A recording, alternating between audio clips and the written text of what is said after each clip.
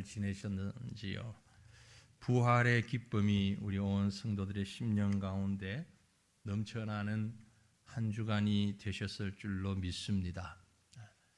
우리가 흔히 많이 사용하고 또 듣는 용어 가운데 빛과 소금 많이 들어보셨죠? 또 많이 말씀하셨죠. 너희는 세상의 빛이다. 너희는 세상의 소금이다. 마태복음 5장에 예수님이 산상수훈에서 하신 말씀, 그 이름 참 귀한 이름이죠. 빛과 소금. 교회 이름도 있고요, 잡지 이름도 있고요, 개인의 신앙 좌명이 되기도 하고 아주 다양하게 사용되는 그런 말입니다.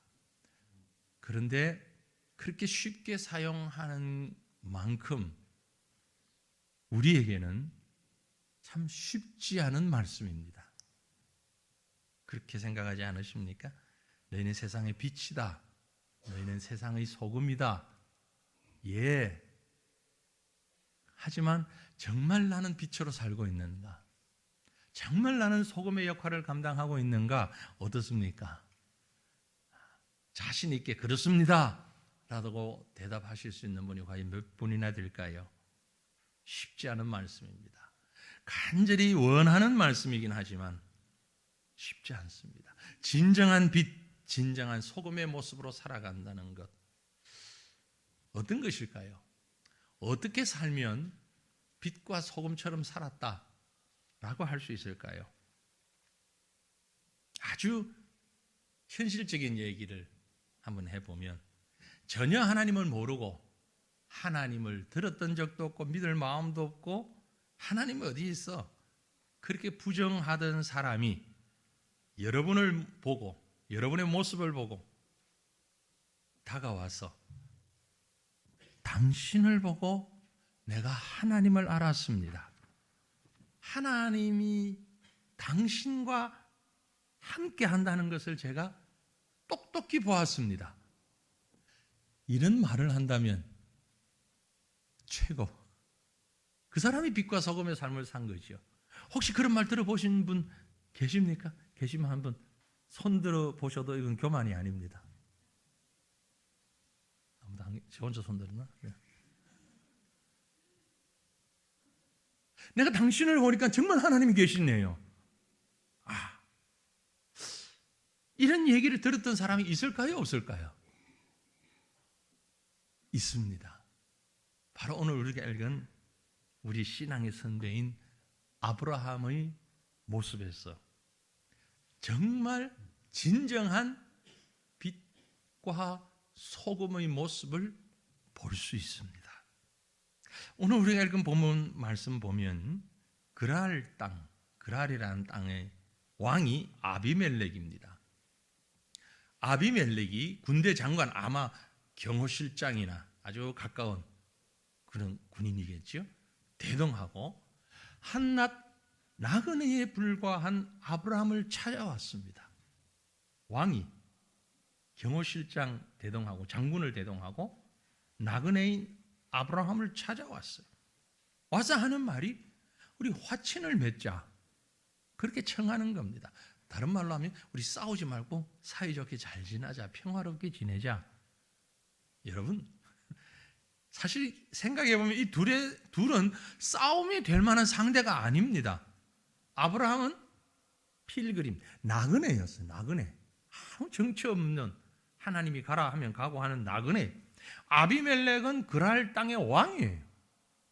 그런데 그 왕인 아비멜렉이 아브라함의, 나그네인 아브라함에게 먼저 다가와서 우리 사이좋게 지냅시다, 싸우지 맙시다, 우리뿐만이 아니고 우리 자손 대대로 사이좋게 지냅시다, 화친을 맺자고 제안을 하고 있는 겁니다. 사실 아브라함의 입장에서 본다면 아비멜렉은 좀 부담스러운 상대예요. 여러분 성경 보셨으면 아시죠? 아브라함이 큰 실수를 한 적이 있습니다. 아비멜렉에게. 어떤 실수요? 그랄 땅에 오면서 아브라함의 아내 사라가 너무 예뻤던가 봐요. 제 눈에 콩깍지인지는 몰라도 아무튼 이뻤어요. 그래서 아브라함이 생각하기를 야, 이쁜 아내를 빼앗길 수 있겠다 이렇게 생각을 하고 아내를 누이 동생이라고 속였어요. 실제 가족이기도 하고요. 누이 동생이라 그렇게 거짓말을 했습니다. 그러더니 이 아비멜렉이 보니까 진짜 이뻤던가 봐. 그래? 그러면 나한테 아내로 달라. 이런 얘기를 하는 거지요. 그러니까 아브라함으로서는 지금 얼마나 입장 곤란한 상황이 됐습니까? 아내라고 그랬으면 그 소리는 안 들었을 터인데 누이라고 그러니까 그럼 나한테 아내로 달라. 이 지금 자기 아내를 왕에게 시집을 보낼 뻔한 비참한 남편이 됐습니다. 다행히 하나님께서 막아주셨지요. 하나님께서 극적으로 막아주셨고 이 일로 인해서 아비멜렉 앞에서 아브라함의 체면이 뭐가 됐습니까? 얼마나 모욕감 내지는 당혹감을 느꼈겠습니까? 실제 아비멜렉이 아브라함하고 책망해. 너 당신이 왜 그랬느냐 도대체. 큰일 날 뻔했지 않냐. 내가 범죄할 뻔했지 않느냐. 남의 아내를 뺏는 파렴치범이 될 뻔했는데 도대체 당신은 왜 그랬냐. 처음부터 아내라고 그러지. 이런 얘기지요. 그러니 아비멜렉 입장에서 아브라함이 얼마나 시원찮은 사람으로 하찮은 사람으로 보일 수 있었겠습니까? 아니 자기 아내조차도 지키지 못하고 누이 동생이라고 속이는 아주 용기 없는 사람, 그런 아브라함. 그러니 아비멜렉이 아브라함을 무시한 건 물론이고 아비멜렉의 부하들 그 주변 사람들도 이 사실을 듣고는 아브라함을 향해 손가락질을 했을 것이고 아브라함은 무시당하는 사람이었죠. 당시 그 지역은 건조한 사막 지역이기 때문에 우물이 매우 중요합니다. 땅을 팠는데 물이 나오면 대박 난 거예요. 근데 웬만해서는 물이 안 나오는 거죠. 물이 나온 사람이 주인이 되는데 기가 막히게 아브라함의 가족이 가서 우물을 파면 물이 나오는 거예요. 그 땅에 원주민들이 보니까 이거 봐라. 저 나그네가 와가지고 그리고 그 우물을 뺏어버리는 거예요. 너 저리 가. 우리 땅이야. 저리 가. 그리고 물 나오는 우물을 자기들이 차지하는 거예요. 아브라함은 한 번, 두 번 밀려나면서 빼앗기면서도 큰 소리를 못 치는 거예요. 왜? 자기 땅이 아니니까. 게다가 아내를 누이로 속였던 전적까지 있잖아요. 얼마나 쉬운 사람으로 보였겠습니까? 그렇게 살아왔는데 갑자기 그 아비멜렉의 마음에 아브라함에 대한 두려움이 생겼습니다. 이 사람은 보통 사람 아니구나. 우리가 이렇게 함부로 대할 사람 아니구나. 이거 큰일 났다. 그리고는 부랴부랴 장관을 대동하고 아브라함을 찾아와서 지금 화친을 청하고 있는 거죠. 완전히 반전입니다. 어떻게 이런 일이 일어날 수 있는가? 왜 아비멜렉이 그 생각이 이렇게 갑자기 변했고 행동이 변했을까? 이유는요, 아브라함이 하나님과 동행한 사람이었기 때문입니다. 하나님과 동행하는 사람이라는 사실을 아비멜렉이 알아차렸어요. 그때서 알았어요. 이 사람은 우리가 함부로 대할 수 있는 사람 아니구나. 하나님이 함께하는 사람이구나. 사랑하는 성도들이여, 저와 여러분이 하나님과 함께하는 사람으로 인정함을 받는 바로 빛과 소금의 모습을 드러내는 삶을 살아가는 하나님의 백성 되기를 주님 이름으로 축원합니다. 세상 사람들이 가볍게 보질 못하는 그런 사람 말이에요. 과연 그러면 하나님과 동행하는 사람은 어떤 사람인가? 오늘 말씀 가운데 저는 복잡한 다 빼고 아주 간단하게 한 두 가지만 여러분께 말씀을 드리면서 우리 이렇게 한번 살아보십시다. 어떻게 해요? 하나님과 동행하는 사람은요, 하나님의 약속을 붙잡고 결코 낙심하지 않는 사람입니다. 하나님의 약속 붙잡았기 때문에 어떤 일이 있어도 낙심하지 않는 사람. 아비멜렉 입장에서는 사실 아브라함은 말씀드린 대로 별 볼 일 없는 사람인 줄 알았습니다. 그런데 그 아브라함이 하나님과의 관계에서 놀라운 하나님의 약속을 받았고 그 약속은 너무나도 중요한데 아브라함이 이 약속을 꼭 붙잡고 살아가는 모습을 보았던 것이죠. 그래서 아비멜렉이 아브라함 앞에 와서 한 말이 정말 우리가 듣고 싶은 말이에요. 들었으면 너무너무 귀한 말이에요. 바로 본문 22절 말씀에 이렇게 말합니다. 그때 아비멜렉과 그 군대 장관 비골이 아브라함에게 말하여 이르되, 우리 다 같이, 네가 무슨 일을 하든지 하나님이 너와 함께 계시도다. 아멘. 누가 한 말이라고요? 하나님 모르는 사람이, 불신자가, 하나님을 모르는 불신자가 세화천교의 아무개 집사님 앞에 와서 하는 말이, 당신이 무슨 일을 하든지 하나님이 당신과 함께 하십니다. 기분 좋지요? 이게 바로 하나님이 함께하는 사람. 누가 이 말을 한다고요?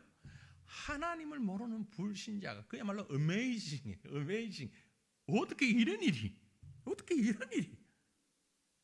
이유를 한번 살펴볼까요? 왜 아비멜렉이 이런 얘기를 했는지. 표면적으로는요, 본문이 기록된 창세기 21장에 보면 엄청난 사건이 기록되어 있죠.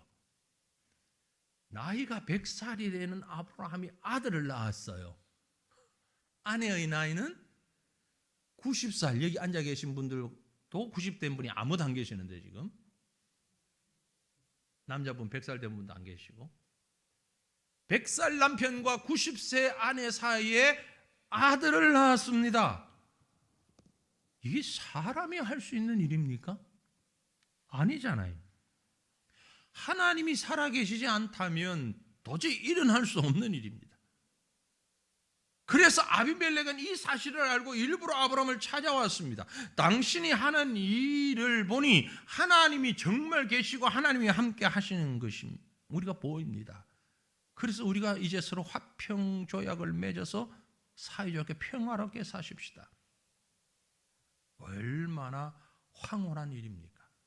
아브라함의 가정에 일어난 일로, 부부 사이에서 일어난 일로, 그 일을 보고 불신자인 아비멜렉이 하나님의 사람을 찾아와서 하나님의 영광이, 하나님의 은혜가 당신과 함께합니다 고백하며 화평을 청하고 있는 것입니다. 이건 정말 놀라운 하나님의 역사죠. 세상을 감동시키는 일입니다. 믿을 수 없는 약속을 아브라함이 들었어요. 아비멜렉이 반했던 이유는 그에게 아들을 낳았다는 것도 있지만, 그보다 더 귀한 것은 그 사실을 믿고 아브라함이 붙잡고 그 약속 안에서 살아가는 모습을 보았다는 거죠. 하나님의 약속을 듣기는 들었지만 그건 하나님이 하신 일이고, 100세와 90세 부부에게 아들을 주시겠다는 약속을 들었을 때 실제 현실은 너무너무 믿을 수 없는 현실입니다. 그런데 문제는 아브라함이 그 믿을 수 없는 현실 아닌 하나님의 약속을 실제처럼 붙잡고 사는 것을 아비멜렉이 보았다는 거죠. 이야, 정말 대단하다. 어떻게 그걸 믿지? 어떻게 하면 우리 안에도 보이는 현실을 넘어서 아브라함에게 일어난 것 같은 하나님의 약속이 이루어지는 일이 일어날 수 있을까? 여러분 원하십니까? 원하십니까? 아니, 아들 낳는 거 말고 이런 하나님의 역사가 눈에 보이는, 아이고 지금 있는 아들도 지긋지긋한데 뭐 이런 마음 가지고 지금 아멘 안 하신 분 다시 잘 들으세요. 아들이 문제가 아니고 세상 사람들이 볼 때 도저히 일어날 수 없는 그런 하나님의 약속임에도 불구하고 내 믿음으로 그 약속의 말씀을 붙잡고 그 말씀대로 순종하며 나아갈 때에 하나님의 약속이, 하나님의 역사가 여러분의 삶 가운데 일어나게 되는 일을 믿으십니까? 원하십니까? 성경은 이것을 믿음이라고 얘기합니다. 믿음의 사건이라고 말하죠. 아브라함이 믿을 수 없는 것을 믿었기 때문에 이런 역사가 나타난 겁니다. 도저히 아이를 낳을 수 있는 몸이 아니라는 것 아브라함도 알고 사라도 알고 다른 사람도 다 알았어요. 아비멜렉도 알았어요. 이미 그 시간이 지난 이후였기 때문에. 실제 아브라함이 처음부터 이렇게 잘 믿었던 건 아니에요. 성경을 보면 처음부터 뭐 이렇게 100점짜리 믿음 아니었습니다. 처음엔 그 약속을 듣고 긴가민가 했어요. 하나님 지금 무슨 말씀하시나.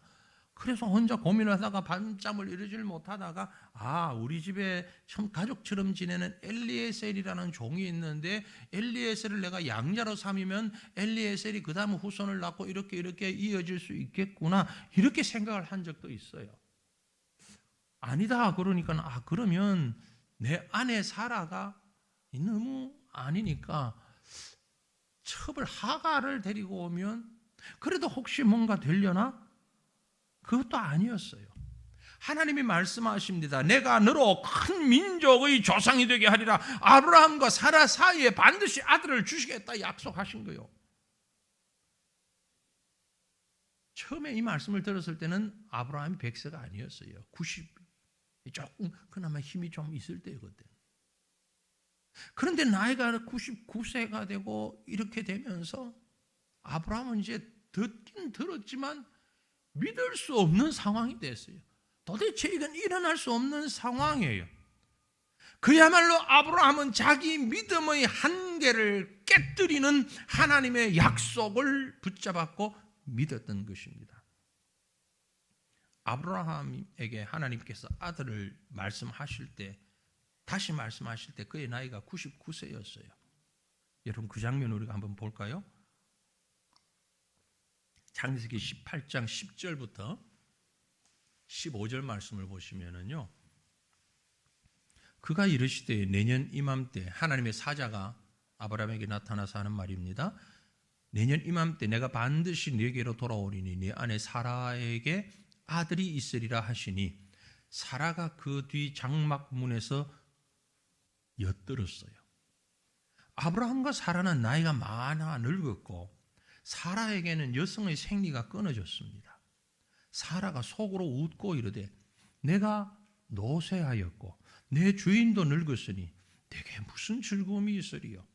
여호와께서 아브라함에게 이르시되 사라가 왜 웃으며 이르기를 내가 늙었거늘 어떻게 아들을 낳으리요 하느냐. 하나님 다 아신 거예요. 여호와께 능하지 못한 일이 있겠느냐. 기한이 이를 때 내가 네게로 돌아오리니 사라에게 아들이 있으리라. 사라가 두려워서 이르되 내가 웃지 아니하였나이다. 이르시되 아니라 너 웃었어. 그때까지도 아브라함은 솔직히 믿을 수가 없어요. 사라도 안 믿었어요. 그리고 속으로 웃었어요. 너 웃었어? 웃었지? 아니 안 웃었는데 웃었잖아. 아니 안 웃었는데 웃었잖아. 그래서 하나님이 너 웃었어. 아니 그게 웃었다기보다도 웃었잖아. 웃었는데 너 이제 벌 받아야 돼. 아들을 주는데 네 아들 이름을 웃음이라고 지어. 비웃음이라고 지어. 여러분 이삭의 뜻이 비웃음이라는 뜻이에요. 우린 이삭을 뭐 아주 좋은 요즘 뭐 우리 가수 홍이삭인가 뭔가 하면 응? 그 뜻도 모르고 아마 그 이름 지었을 것 같은데 이삭이 비웃는다는 얘기예요. 비웃는다. 왜 하나님이 아브라함에게 사라에게 이 이름을 아들의 이름으로 주었을까? 아브라함에게 주신 평생의 회개 제목이에요. 아들을 부를 때마다 이 생각 났을 것 아니에요. 야 비웃음아 그만 놀고 들어와. 비웃음아 밥 먹자. 비웃음아 이제 자야지. 애를 부를 때마다 하나님이 이 아이를 주신다고 그랬는데 내가 그 약속을 믿질 못하고 불신하고 비웃었구나. 언제까지? 죽을 때까지 죽어도. 상당히 이런 부분에서는 하나님 뒤끝이 있어. 좋은 의미의 뒤끝. 끝까지 자기를 돌아보게 만드는 거야. 아브라함이 먼저 죽었잖아요. 이삭보다. 그렇죠. 그러니까 아브라함 죽을 때까지 이 순간을 기억하게끔 만든 거야. 너 못 믿었지? 웃었지? 아니 안 웃었어. 웃었잖아. 아들 이름이 웃음이야. 비웃음이야. 근데 성경을 보면은요, 정말 기가 막힌 게, 이런 아브라함도 사라도 하나님이 책망하지 않았다는 거죠. 너 왜 그래? 왜 못 믿어? 야단치지 않았어요. 왜 그랬을까요? 믿을 수 없는 상황인 걸 하나님도 아셔요. 도저히 믿을 수 없다는 것 아셔요. 그런데 하나님은 너 믿어야 돼. 믿어야 돼. 믿어야 돼. 이게 믿음이야. 이걸 우리에게 보여주시고 계시는 거예요. 결국 아브라함이 믿을 수밖에 없도록 만드셨다는 거죠. 하나님이 보신 아브라함의 믿음은요, 도저히 믿을 수 없는데 그 생각의 한계를 깨뜨리고 하나님의 약속을 붙잡았다는 게 아브라함의 믿음입니다. 하나님이 그 믿음을 대단히 보신 거예요. 우리들 대부분은요, 내가 가지고 있는 생각과 개념과 사고와 아주 보잘것없는 과학적 지식과 이성적인 사고의 한계를 깨뜨리기를 싫어해요. 쉽게 말씀드리면 지가 제일 똑똑한 줄 알아. 지 잘난 맛에 살아. 아니, 여러분이 똑똑하면 우리가 알면 얼마나 많이 안다고, 이게 과학에 맞니 안 맞니, 이게 이성적이지 아니니, 이게 논리적이지 아니니, 우리 작은 머리를 가지고 왜 그걸 판단하고 왜 그걸 심판하려고 합니까? 그 한계를 깨뜨려버리는 게 이게 믿음인데, 하나님이 지금 아브라함에게 그걸 요구하고 계시는 거예요. 네가 가지고 있는 그 한계, 너가 옳다고 여기는 믿음의 한계, 네가 옳다고 여기는 합리성의 한계, 그걸 깨뜨리라는 거죠. 이게 바로 약속에 대한 믿음입니다. 하나님이 그걸 인정하신 거예요. 하나님과 동행하는 사람의 모습은 바로 그 자기 믿음의 한계, 자기의 경계를 깨뜨리는 믿음입니다. 아비멜렉이 그 모습을 본 거예요. 아브라함에게. 대단한 사람이다, 이 사람이. 도저히 누가 봐도 말도 안 되는데 이걸 믿다니. 사랑하는 성도들이요, 이제 우리 자신에게 주신 하나님의 말씀을 한번 생각해 보시길 바랍니다. 우리가 다 하나님을 믿습니다. 저도 여러분도 하나님 믿으니까 지금 주일 아침에 이렇게 예배 드리러 오셨지요. 우리 다 하나님 믿어요. 그러나 여전히 우리 속에 믿음의 한계가 있습니다. 하지만 하나님의 역사가 나타나려면요, 여러분이 가진 그 한계를 깨뜨려야 합니다. 여러분의 믿음의 한계가 깨어질수록 하나님의 역사는 더 크게 나타난다는 사실을 믿으시길 바랍니다. 도대체 내 믿음의 한계가 무엇일까? 전능하신 하나님 믿는다고 말하는데, 그런데도 우리 눈앞에 그 믿음이 좌절되는 일들이 눈앞에서 얼마나 많이 일어납니까? 지금도 그 문제 때문에 부딪히고 어려움 당하고 낙심하고 있는 성도들 없습니까? 마치 엠마오로 내려가던 두 제자처럼 낙심과 한숨이 끊이지 않는 현실의 삶 속에 살고 계시지 않습니까? 하지만 사랑하는 성도들이요, 바로 그 여러분을 낙담하게 만드는 그 생각의 한계가 깨어져서 믿음이 될 때 하나님의 영광이 나타난다는 사실을 기억하시길 바랍니다. 이것이 하나님과의 동행이라는 것입니다. 여러분을 감싸고 있는 상황에서 듣고 생각하고 바라보고 판단하는 한계를 뛰어넘는 온전한 믿음을 가지는 저와 여러분 되시기를 주님 이름으로 축원합니다. 또 한 가지 하나님과 동행한 사람 아브라함은요, 앞장서서 세상을 인도하는 사람이었어요. 하나님과 동행하는 사람은 세상을 따라가는 자가 아닙니다.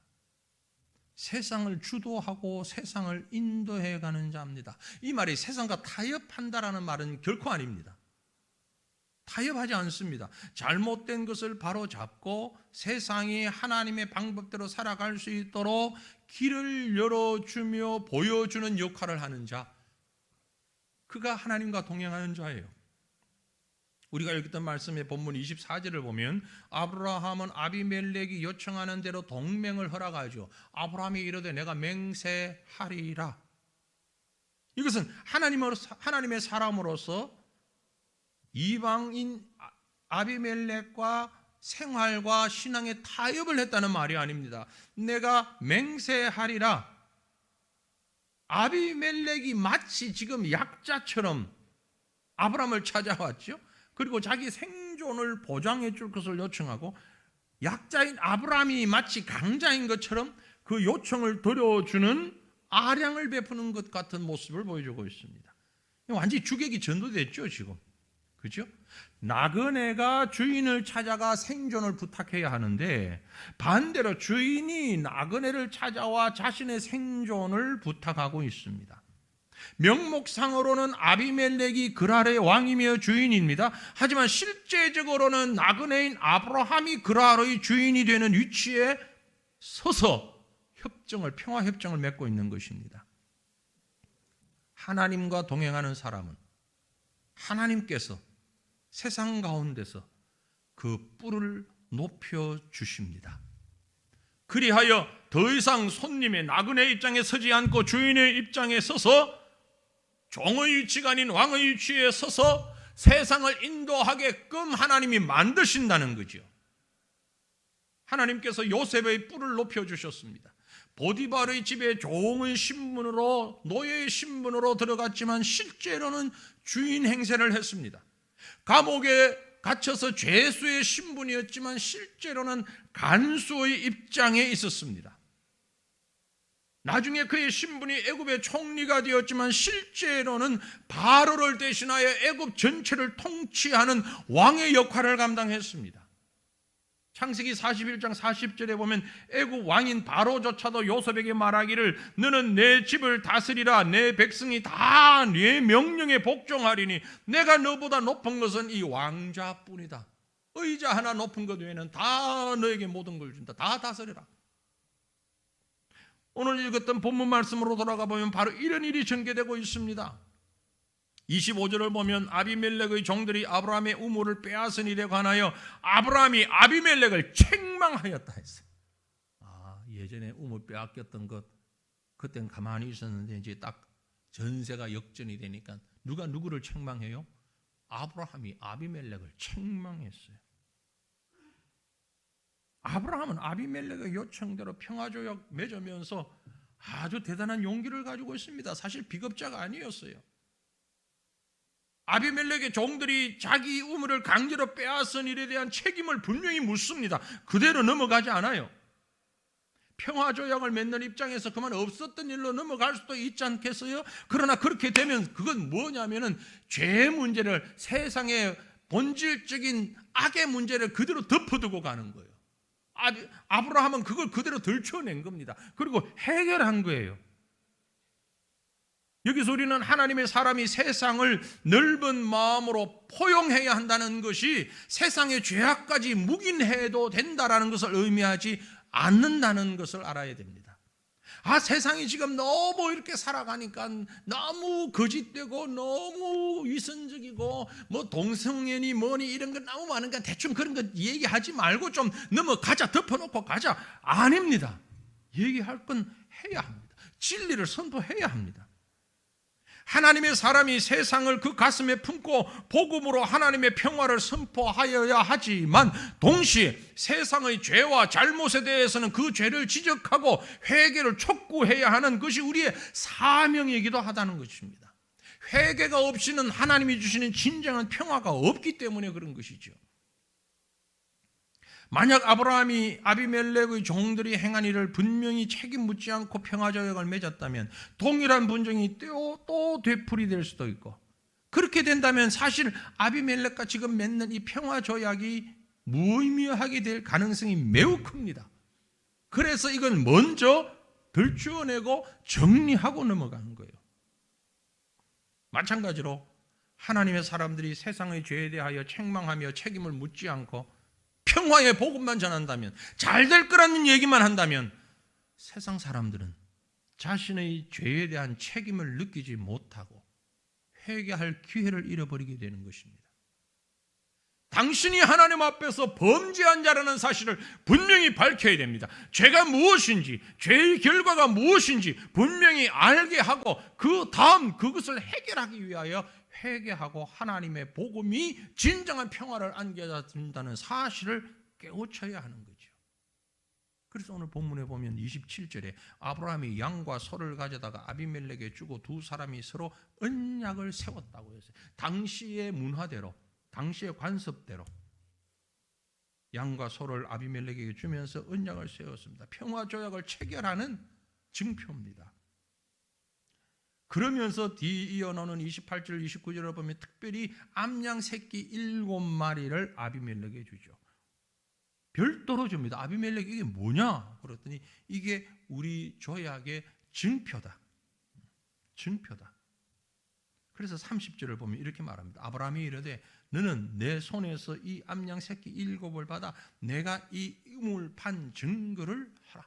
자, 지금까지 내가 빼앗겼던 것은 오케이, 쿨하게 이건 내가 판 거다. 그리고 증거가 여기 있다 하고 암양을 아비멜렉에게 증거물로 주었다라는 얘기예요. 더 이상 이 말은 더 이상 다음부터는 내가 파는 우물을 빼앗아갈 권리가 너에게는 없다. 지금까지는 내가 인정하고 주는 것인데 이후에는 결코 권한을 줄 수 없다. 확정하고 있는 겁니다.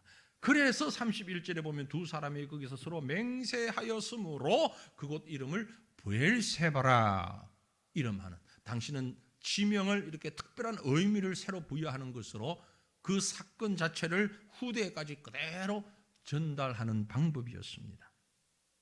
브엘세바가 무슨 뜻인가 하니 7 우물 혹은 맹세의 우물, 그런 뜻입니다. 두 사람이 평화조약을 확실하게 확정했다라는 의미인 것입니다. 이후에 아비멜렉이 돌아간 후 아브라함은 어떻게 합니까?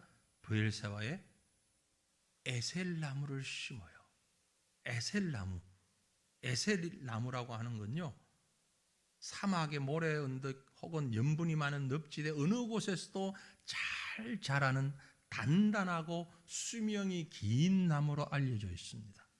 이 에셀나무를 심고 아브라함이 그곳에서 여호와 하나님의 이름을 불렀다. 하나님을 예배했다는 거죠. 영생하신 여호와 하나님의 이름을 부르고 하나님을 선포하고 이제 그 지역에서 하나님의 사람으로 자기의 입지를 공고하게 그리고 객관적으로 공식적으로 완전하게 정착시켰다는 것을 의미하는 것이 에셀나무를 심었다라고 얘기하는 겁니다. 하나님의 사람들은 하나님을 찬양하고 예배하는 믿음의 삶을 통해 영적 에셀나무가 이 불의와 불법이 판치는 세상에 심겨지게 해야 하는 사람들인 것입니다. 하나님과 동행하는 사람은 이 땅에 하나님의 평화가 파괴되지 않도록 하나님 앞에 무릎 꿇고 하나님을 예배하는 에셀나무를 심으며 영생하시는 하나님의 이름을 부르는 그 자리에서 우리의 모습을 드러내어야 하는 것이 바로 하나님과 동행하는 사람의 모습이라는 것입니다. 말씀을 맺습니다. 사랑하는 성도들이요, 하나님과 동행하는 사람이 세상에서 가지는 위치를 우리는 분명히 깨달을 수 있기를 원합니다. 하나님은 하나님과 동행하는 자를 세상 가운데서 높여주십니다. 그리고 그 약속은 반드시 이루어 주십니다. 그래서 모든 세상 사람들이 그 앞에 굴복하고 하나님의 영향력 아래 살아가도록 만드는 것입니다. 그러므로 중요한 것은 내 자신이 유능한 사람이냐 아니냐 하는 것이 아니라 내가 하나님과 동행하는 사람이냐 아니냐 하는 것입니다. 세상에서 아무리 자신이 유능한 사람이라고 할지라도 하나님과 동행하는 사람을 이기지는 못합니다. 선거하신 분도 있고 아직 안 하신 분도 있죠. 저도 아직 안 했습니다. 정식 선거하는 날 정식으로 하려고.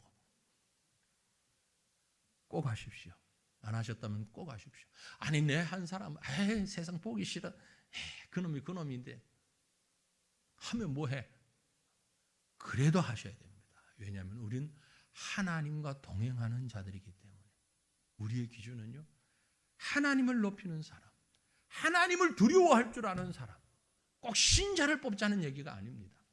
그가 가진 생각과 정책과 행하는 모든 일들이 하나님 앞에서 부끄럽지 않게 행하는 사람, 하나님의 뜻을 거스르지 않는 사람, 그런 사람이 우리의 대표가 될 수 있도록 하지만 대표는 그들이 아니라 우리입니다.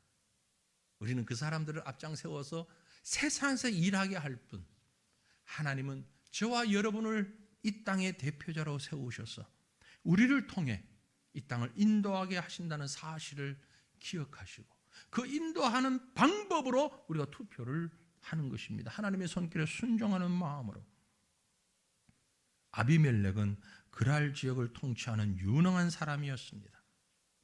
그에게는 아브라함을 제압할 수 있는 충분한 군대도 있었습니다. 힘도 있었고 권력도 있었습니다.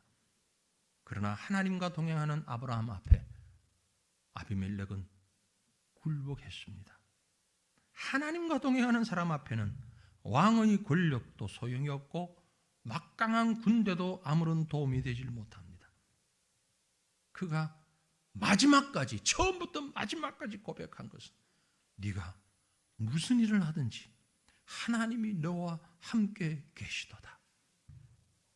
오늘 우리가 처음 보았던 본문 22절의 이 아비멜렉의 고백처럼 사랑하는 성도들이요, 내가 하는 모든 일에 하나님과 동행하는 그 모습이 보여져서 세상 사람들이 우리를 바라보고 당신이 무슨 일을 하든지 하나님이 당신과 함께 계시는 것을 내가 봅니다.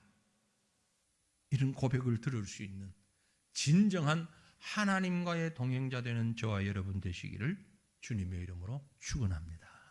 함께 기도하겠습니다. 한 마음으로 말씀 생각하시면서